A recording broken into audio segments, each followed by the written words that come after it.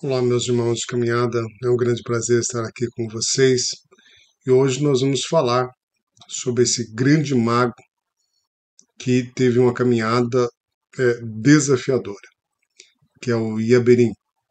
Hoje nós vamos falar da caminhada do mago Iaberim rumo à sua mestria, que é uma palavra que eu acho assim, muito interessante, deve estar presente sempre no nosso vocabulário.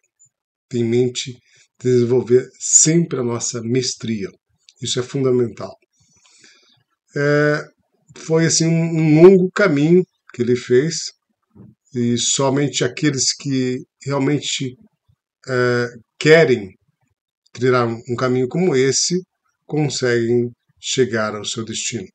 Realmente esse é um indivíduo que tem clareza de propósito, que sabe muito bem aquilo que quer.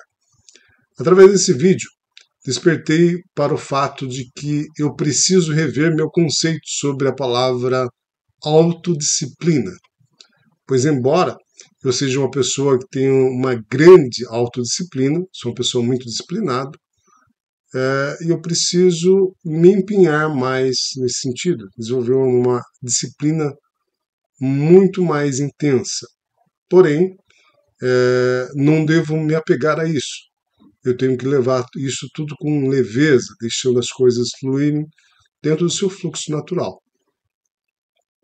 A vida de um mago é uma trajetória muito árdua e cheia de desafios, que exige determinação, força de vontade, resistência, concentração, persistência, resiliência e outras qualidades a mais de caráter, superando as limitações da sua consciência material, para se tornar finalmente um mago branco, permitindo ascensionar as esferas crísticas e ter o conhecimento do cosmos, sem o uso de tecnologia física material.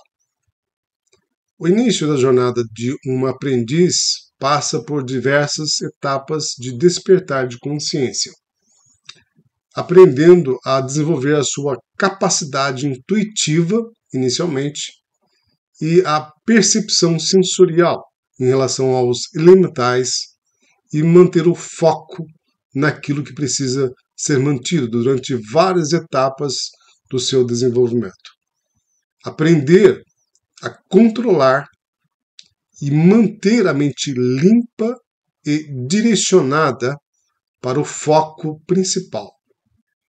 Um dos maiores desafios é o alto grau de concentração e a disciplina emocional e mental.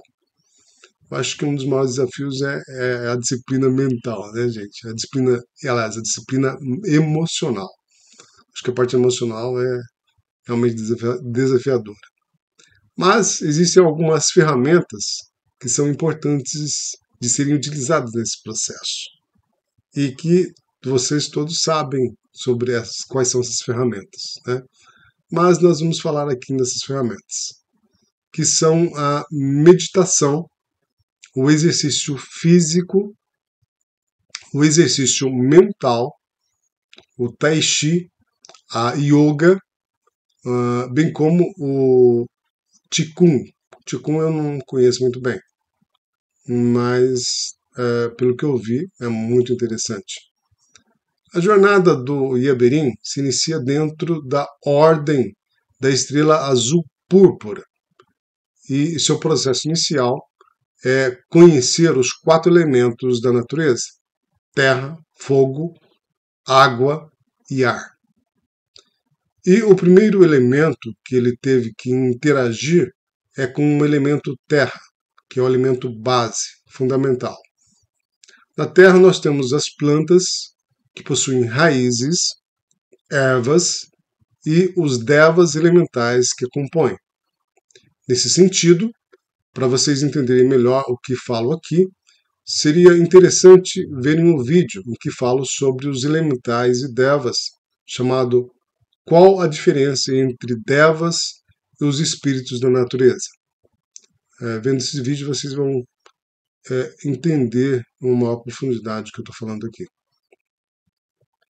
Quando você conhece uma pessoa, a primeira coisa a fazer é estabelecer uma comunicação para que uma ação comum possa ser desenvolvida.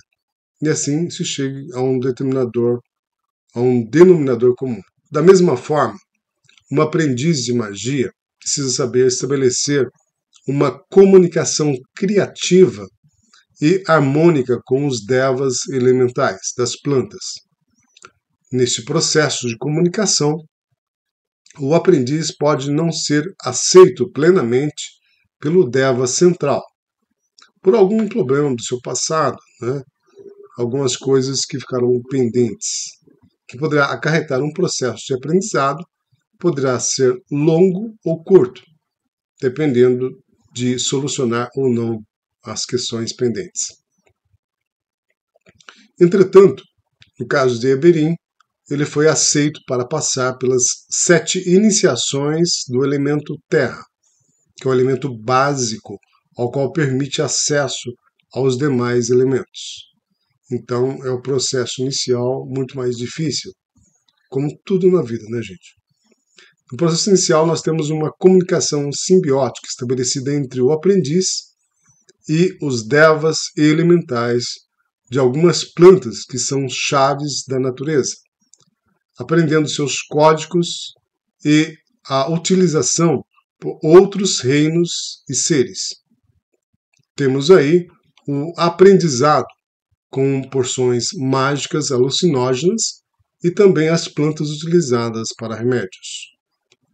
Uma prática muito comum nas escolas herméticas é o uso de ervas alucinógenas, que deixam as pessoas em transe, permitindo o processo de projeção astral e mental pelos outros reinos.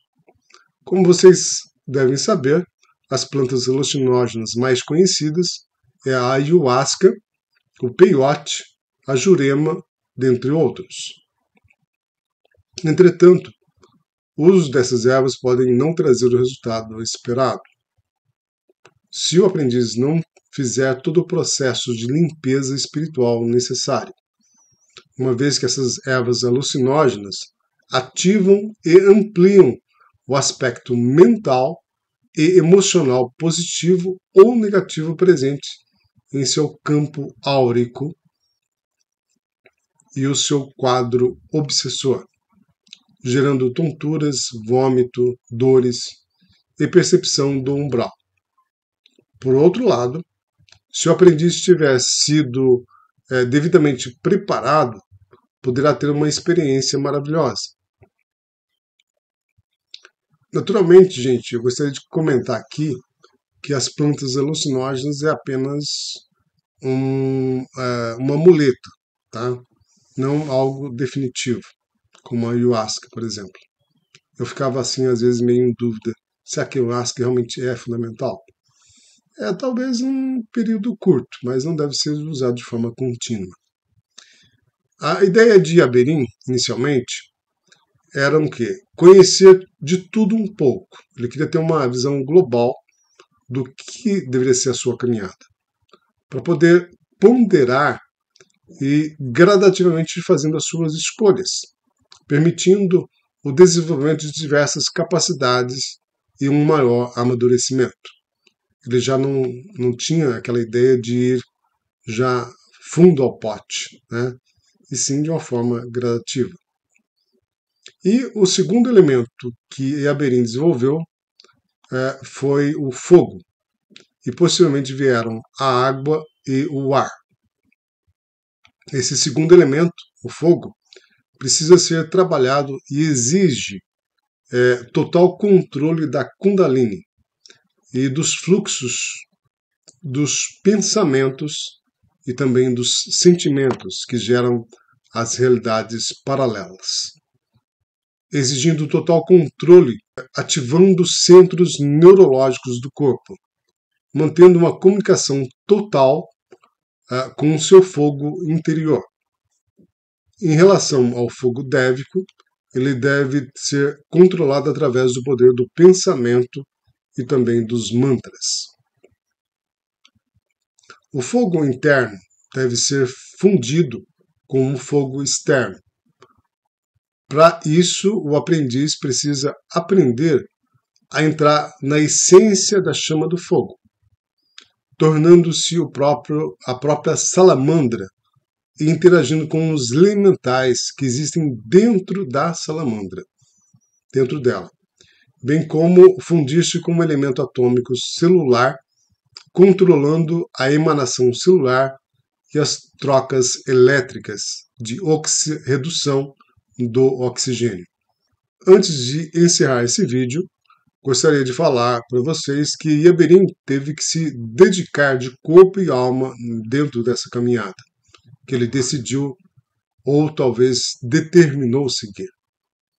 Ele teve que fazer 48 horas de meditação e ficar dormindo ao relento, muitas vezes no meio do barro, para conseguir contactar os devas elementais. É realmente um desafio e tanto, né, gente? A vida de um mago. Além de ficar enclausurado dentro de cavernas, superando assim a claustrofobia. Realmente tem que ter muita coragem. Concluindo, deu para vocês perceberem que tornar-se um mago branco exige muita dedicação e uma disciplina mental e espiritual. Mas na vida tudo tem um preço. A questão é, quem está disposto a pagar esse preço leva o prêmio. É simples assim. Gostaria de encerrar esse vídeo com as palavras do grande poeta português Fernando Pessoa, que ele diz o seguinte: tudo vale a pena quando a alma não é pequena. Do livro Mar Português, 1934. Gratidão profunda por ter ficado até o final desse vídeo. Namastê, até o nosso próximo vídeo.